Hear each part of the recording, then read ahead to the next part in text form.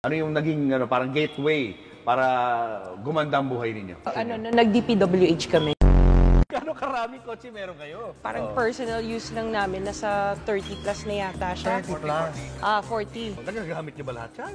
Yun, hindi na nga. Hindi na nga, kasi ang dami. So, mostly American car siya. Sabi nila, white and black. Yung Lincoln Navigator siya. Black and white. Black and white? Yes.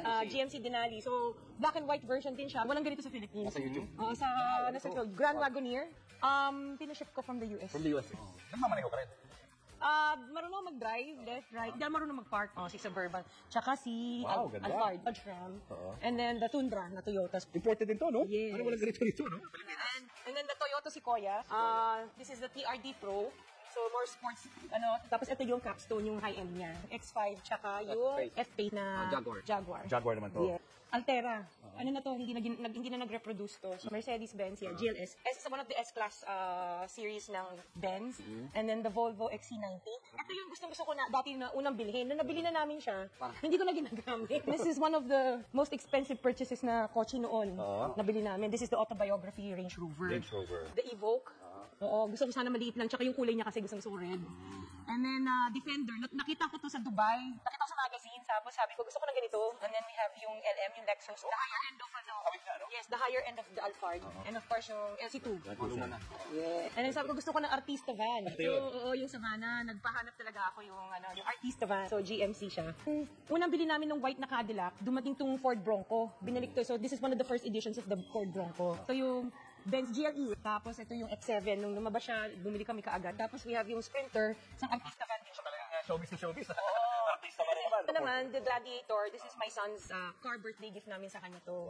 Ito, This is the Porsche, yes. Sabi namin, gusto namin makakaano ng medyo parang sporty, pero hindi namin nagagamit. And then we have the Maserati. Maserati? Yes. So, nung lumabas siya, bumili kami ng Maserati, itong model na to. Hindi rin siya nagagamit. G63. Matte finish siya. So, very rare yung ganitong kulay. Benz na Avantgarde. Ito yung Bentley. Itong, binili ko to kasi kaya nagustuhan ko to. May wine glass rin sa loob. Pero hindi naman namin nagagamit. So, ito. And then we have the Maybach. Mercedes-Benz Maybach.